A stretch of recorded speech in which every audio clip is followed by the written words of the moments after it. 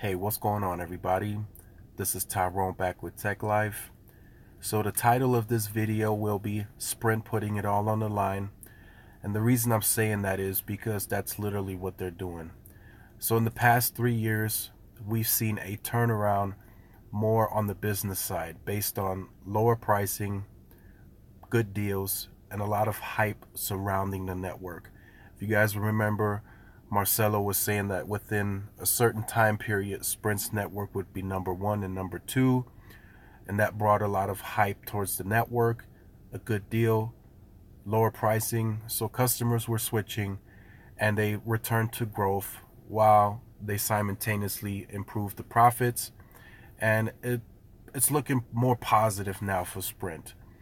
Another step for Sprint now currently was getting this new CFO.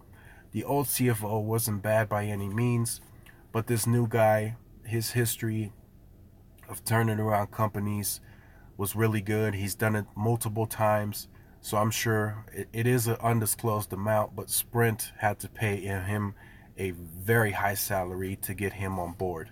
And he's going to push the Sprint brand to a new level, I believe, from what I've been reading. May even see a change in branding, maybe SoftBank USA. I've mentioned that in the past. Something will come in the future, I think. But he is a very important part to the turnaround. But in these past 3 years, we haven't really seen a huge push on the network. Sprint recently came out and said that they admitted it to it, that they've only upgraded or touched 50% of their sites this far. So there's still a lot more to come, but it is late. I'm honest on the channel. I have been. They are late to the party. They are now starting to push heavy investments on the network. They have 5.2 billion set for the network, and now they secured another 3.9 billion. Currently titled as general use, but a lot of analysts are saying that it will be planned to use for network investments. So starting this year in April Q1, we're going to see a heavy emphasis on upgrading the remaining 50% of sites with 2.5, 1.9, 800, the tri-band. Within this year as well, we're going to start seeing a lot of new permits posted for towers, which if you've been following the channel for a while, those take about 12 to 18 months to get approval. A lot of cities and towns are cutting it down to 12 months. So that is going to be a very big push. Also, small cells. Sprint has been talking about that for about the past year. That's another important part of their network. That is right now still being pushed by the FCC to get towns and cities to trim the amount of times it takes to get approval for those. Currently, small cells take about the same amount of time as a regular macro site. So the FCC is pushing for that to be changed. So that could be a positive for Sprint. But currently, Sprint is behind. They are pushing it currently, starting in April. I've already received here locally 20 plus upgrade permits and 2 small cell permits, standalone small cell permits.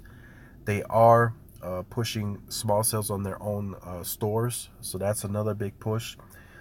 But this is what they're currently doing. This is them putting it all on the line. Over the next 3 years, I want to say we're going to see a very high spending on the network side.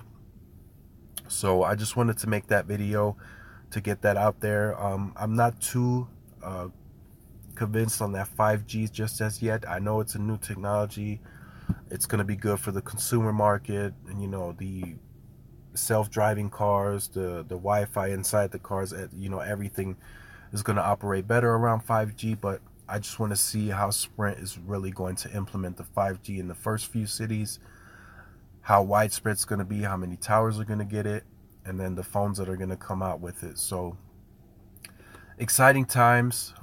Sprint is behind. I want to point out, I do have a map that I can't share publicly for obvious reasons that shows towers are up, and they are planning to do a coverage rule expansion. It is in the works. will take time. As soon as it's shown on coverage maps and crowdsourced maps, I will give you guys an update. But I do see a lot of to be determined on these maps.